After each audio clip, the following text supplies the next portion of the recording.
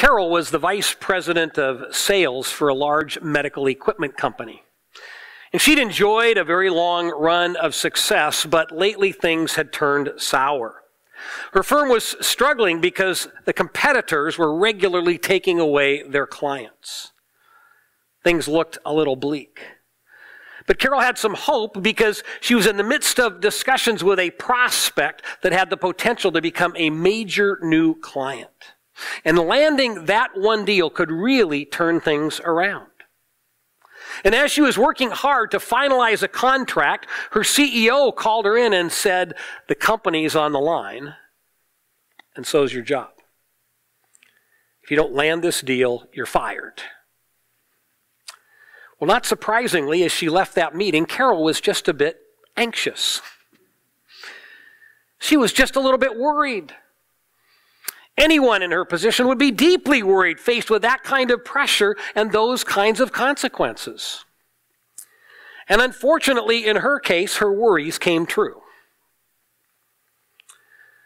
Now, I think we understand how someone in Carol's position would feel because we all know what it's like to be afflicted with anxiety and worry. These thoughts and emotions hit all of us in all kinds of different life situations. There may be times when, like Carol, we are worried about the economic viability of our employer and we're concerned about the security of our job. You may be anxious about politics or about the environment. I remember what it was like to be young. When you're young, sometimes what you're anxious about is, can you catch the eye of that other young man or young woman that you really like, would like to develop a relationship with? At a certain point in our youth, those things make us very anxious. The other end of life, if we have parents who are in declining health, we'll worry about them. And if we're parents raising kids, oh my goodness. The list of ways we can worry about our kids is almost endless. Just this week, we learned that across the nation, some parents were so anxious for their kids to get into an elite college that they paid bribery money in order to game the admissions system. I find that almost incomprehensible. Some of these people will go to jail. They will be imprisoned as a direct result of their worry about the collegiate status of their kids. And these are just a few examples, but the fact is at every age and every stage of life, you and I always can find something to worry about. Anxiety is in our nature, and it's in our culture. Yet just because we all do it doesn't mean that it's right or good or healthy. In fact, Jesus says that anxiety is something that we shouldn't even tolerate. He doesn't want his followers to be worriers. His goal is to set us free from worry because then we can experience peace in our minds and our hearts and our souls. Peace, not worry.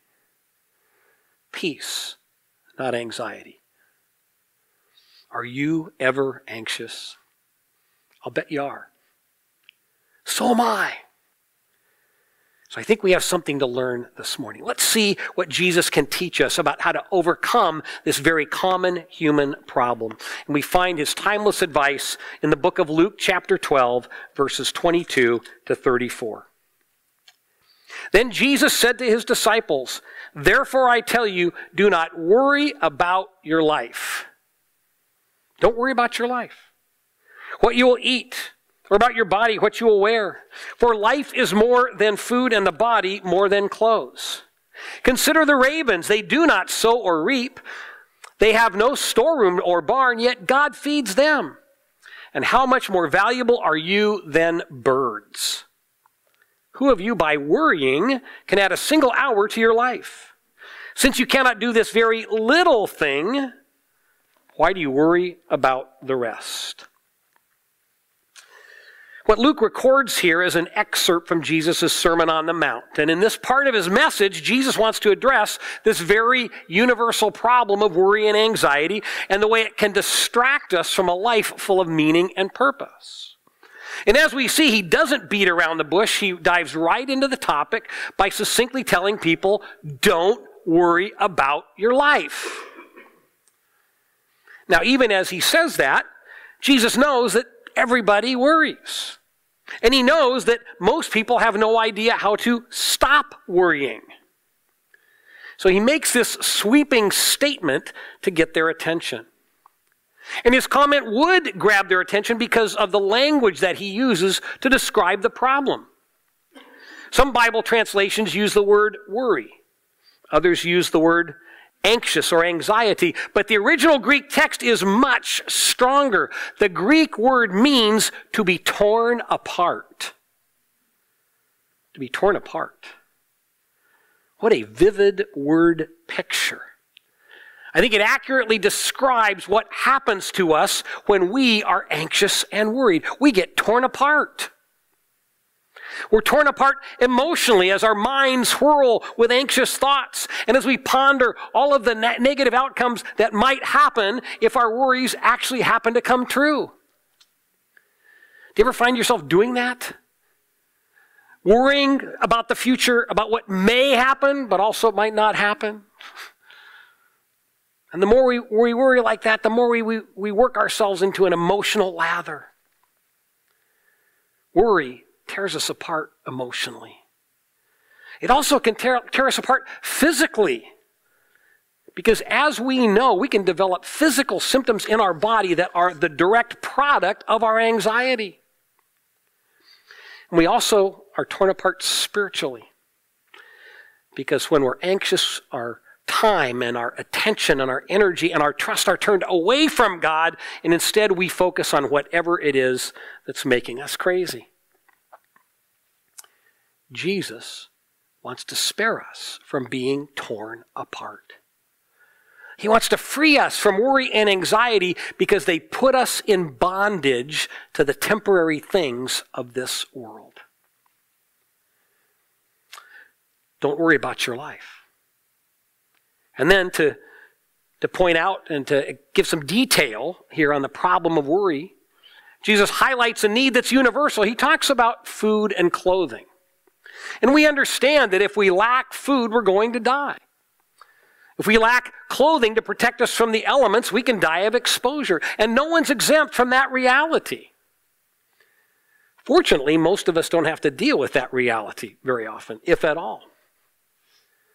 Most of us don't know what it is to be cold and hungry. But many of Jesus' listeners did. For them, this was real life stuff. And you know, it's hard to be compassionate if we lack understanding. Compassion grows out of understanding. You know, this weekend, the youth of our church did something really unique. Something to help them build greater understanding of what it means to lack appropriate shelter and food. On Friday night, the youth of our church participated in an event called My Night in a Box. And they slept outside our church with very little protection from the cold. And when they got up on Saturday morning, they did not necessarily get a full breakfast. And the purpose was to gain compassion for people who are homeless and living on the edge. To gain compassion for people who don't always have food and clothing and the shelter that they need. In order to respond to a problem, you have to understand the problem and have compassion for people who face the problem. And our youth now have a better understanding. I'm grateful for that. And as we gain understanding, we're less likely to take things for granted. And what we need to realize is we may take food, clothing, shelter for granted, but many people cannot. And when you lack those things, and since they're essential for life, then it's natural to worry if we don't have them. Jesus understands that, and yet if he says we do worry, then we're wasting our time. He wants us to know that worry is a waste Now, an important distinction here. Jesus is not saying, don't plan ahead. When we can plan for the future, that's a very good thing. But planning ahead is very different than worrying ahead, which is what you and I so often do. And as Jesus makes clear, all the worrying in the world won't put food on our table or clothes on our back. As I think about what Jesus is saying here, it occurs to me that we live in a world of extremes. Some people struggle for the basics, and they would give anything for one nice, warm coat. Others have a closet full of coats and happily go shopping for more. In other words, some people are anxious about survival. Others are anxious about fashion or looking good. Yet whether we worry about wants rather than needs, all of our worry accomplishes exactly nothing. So Jesus sets all this forth, and then he uses an illustration from nature to help us see why worry is a waste. Since God provides for the ravens, then won't he provide for human beings, these unique creatures made in his own image? Well, the answer is yes, he will provide. He won't indulge all of our wants, but he will meet our needs. So why worry? Now, even as Jesus says this, he knows that there are times when people will lack the basics. Some people are unable to work. Some people who are able to work cannot find work. Some people are victims of famines and droughts that deprive them of the essentials of life. And that's why God asks those with means to be compassionate and to help those who lack the means. Jesus is going to address that a bit later in his sermon. But his point here at the outset is to get us to recognize that worry is useless. Worry is a waste of time because it distracts us from what is most important. Many years ago, I heard this great little phrase. There is a powerful difference between making a living and making a life. Jesus wants to free us from worrying about needs so we can make a life. That's what's most important. And he's going to tell us now how to do that. He's going to point out that our anxiety, or the lack of it, results from what we pursue. Let's take a look at what Jesus says as we continue on in verse 27. Consider how the wild flowers grow. They do not labor or spin. Yet I tell you, not even Solomon in all his splendor was dressed like one of these. If that is how God clothes the grass of the field, which is here today, and tomorrow is thrown into the fire, how much more will he clothe you, you of little faith? You see, worry ultimately is a matter of faith, or the lack of it. And do not set your heart on what you will eat or drink. Do not worry about it, for the pagan world runs after all such things, and your Father knows that you need them. But seek his kingdom. Seek his kingdom, and these things will be given to you as well. We may not be familiar with paganism, but it is the worship of the gods of nature, the gods of this world. And therefore, by definition, it is a materialistic religion. In the first century, paganism was a significant force in the culture. And pagans, by pursuing food and drink and the security of stuff, they believed they were pursuing the gods. And sadly, many faithful Jewish people adopted pagan views. That's why Jesus brings this up. You see, it's possible to have the desire to worship God properly, and yet you still can be influenced by your culture in unhealthy ways. And that was a problem for some of the ancient Jews. It also can be a problem for us today. We don't often see paganism practiced in the form of an actual religion, but it is a worldview that is dominant within our culture. Our society is incredibly pagan because we promote the worship of things by promoting the security of things. And you and I are conditioned to pursue the acquisition of money and possessions, which can cause us to believe that our security comes from our assets rather than from God. And the fact is, we can be followers of Jesus, yet we're not immune to the lure of pagan thinking. And if we fall into that trap, the natural result is anxiety. We're going to worry because any asset we have is temporary. Any asset at any time can be taken away from us, or we can lose it. Jesus shows us a better way. Rather than pursue the paganism that our culture mindlessly chases, Jesus wants us to pursue the kingdom of God. He wants us to make a life that goes beyond physical needs. Think about the great kingdom commandment that Jesus gave us. Love God with all of your heart and soul and mind and strength. Love your neighbor as you love yourself. That's what kingdom citizens pursue. That's how we move toward the kingdom. And as we embrace the values and the lifestyle of the kingdom, that's where we find peace and security. Because Jesus says here, if we pursue the kingdom, then all of the basic things that we love to worry about are going to be taken care of. It is possible to build a kingdom-oriented life that is free of worry. We just need to pursue the kingdom.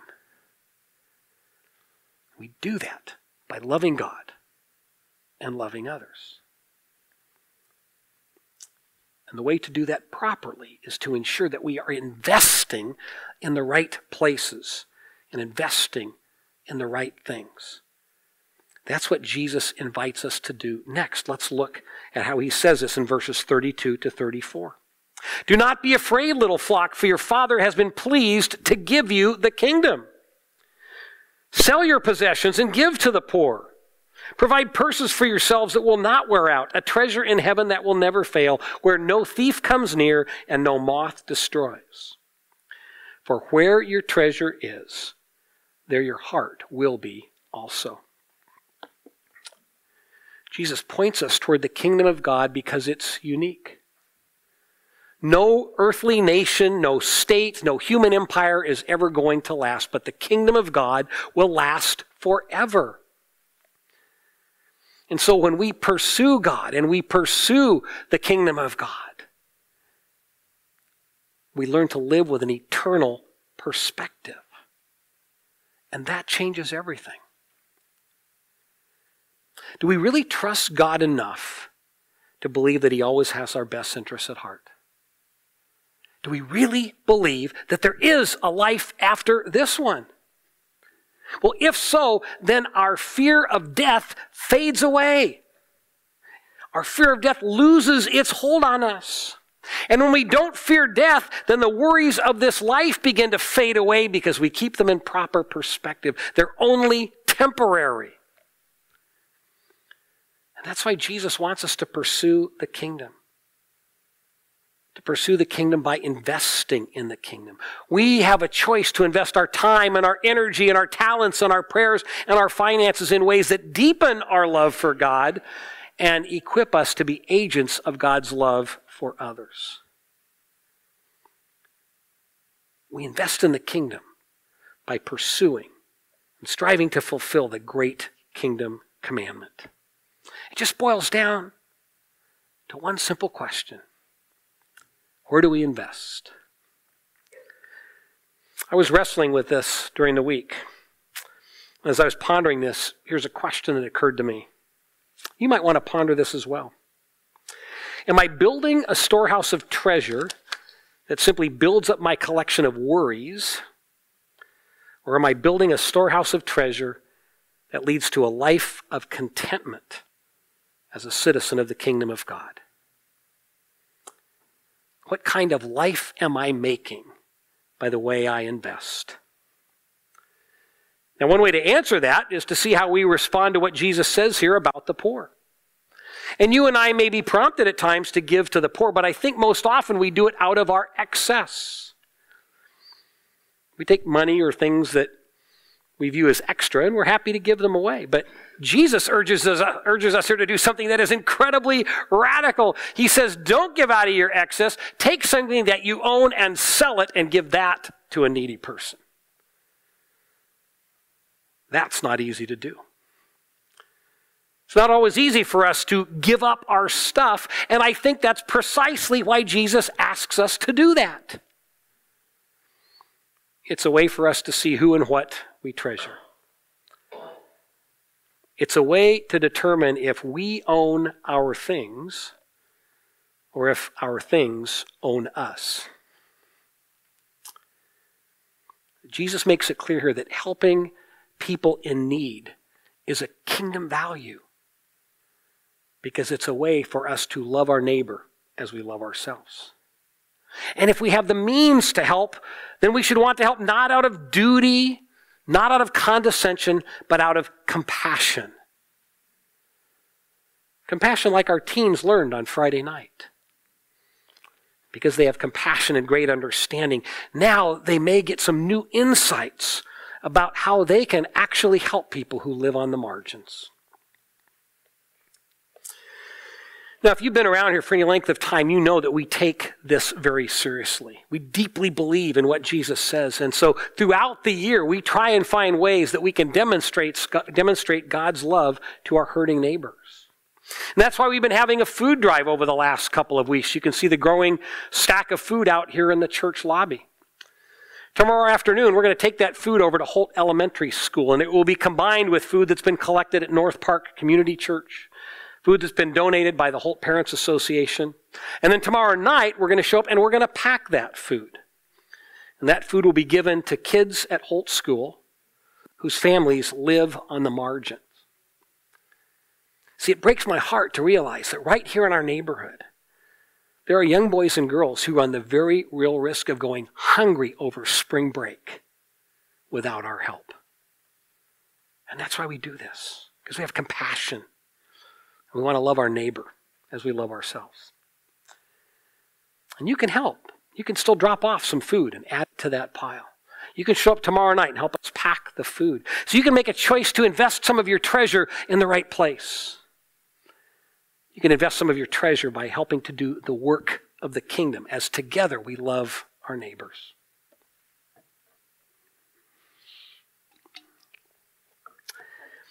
Here's something else I think we need to think about.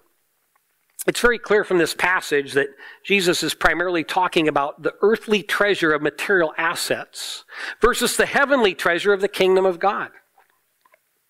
And yet I think we can take his principle and apply it more broadly. When he says, where your treasure is, there your heart will be also. I think that's true of many aspects of life beyond money and possessions. For example, I think of a guy that I used to know back in the days when I worked in the corporate world. And this guy would literally say or do anything if it would help him rise another rung up the corporate ladder. And he wasn't motivated primarily by money. Oh, he liked getting a raise, but what he mostly wanted was position and power and status. Those were his treasures. It seems to me that a lot of politicians are cut from the same mold. Their treasure is power and position and influence.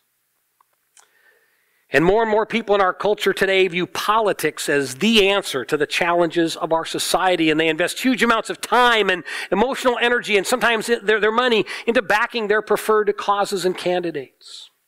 And politics are important, but they cannot be our treasure. Jesus and the kingdom of God are the only treasure that matter. They're the only treasure that will set us free from worry and anxiety so we can live a full life where we are at peace in our souls. Where's your treasure?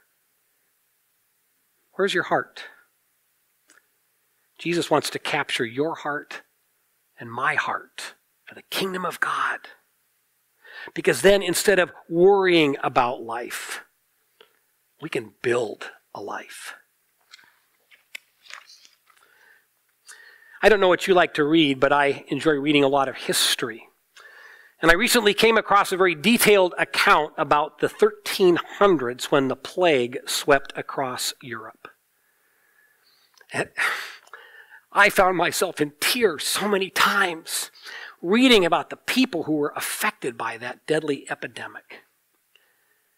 It truly was terrifying. The symptoms seemed to show up out of nowhere, and if you showed the first sign of symptoms, usually you were dead within 5 days.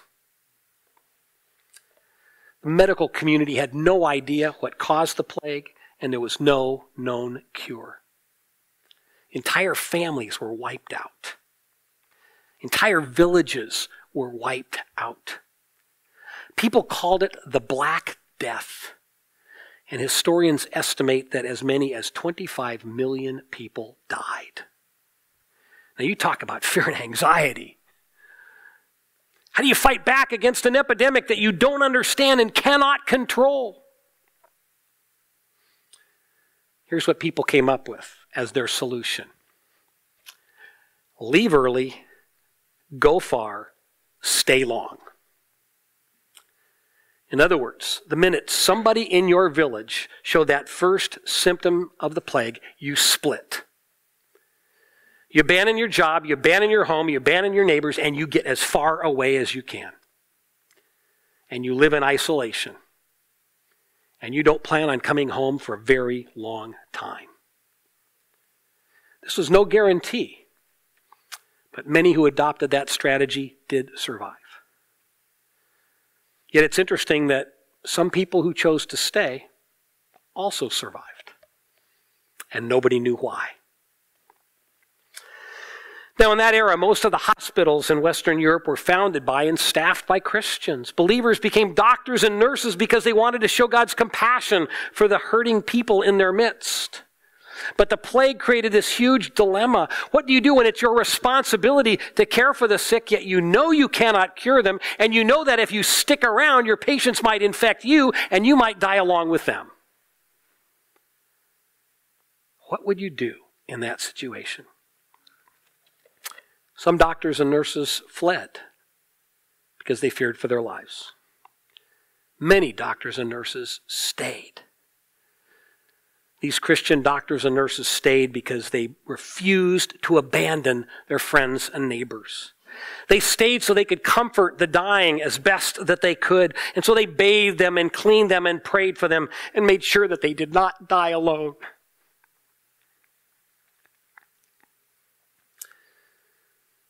They wanted to be the hands and feet of Jesus.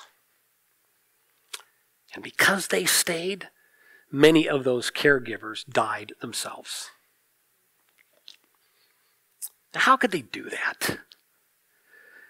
They did it because they had faith in God. They didn't fear death because they knew that there is a life after this one. And they firmly believed that by staying and serving, they were pursuing the kingdom of God. And when you read these historical accounts, it's amazing because in a situation where so many were filled with fear and anxiety, those who deliberately stayed often were the ones who were most at peace. In the midst of a culture of death, they were not anxious and they were not worried because they put their lives in the hands of God. Now that's obviously an extreme situation. But it's an example of people who took Jesus seriously when he said, "Do not worry about your life." And instead, they pursued the kingdom of God by investing in the kingdom of God. Their goal was to love God with all of their heart and soul and mind and strength, and to love their neighbor as themselves until they drew their last breath. They trusted God with their lives. Well, thankfully, our situation today is nothing like that horrific era of the plague. And yet the principles still hold true. Worry, as Jesus says, is a waste. It's profitless. It does us no good. And when we choose to live like kingdom citizens, then we can be free of anxiety and we can be at peace, even when the world around us is literally falling apart. Jesus, in this part of his Sermon on the Mount, is giving us an invitation. Pursue the kingdom. Invest in the kingdom. God will take care of us in this life and in the next. So stop worrying.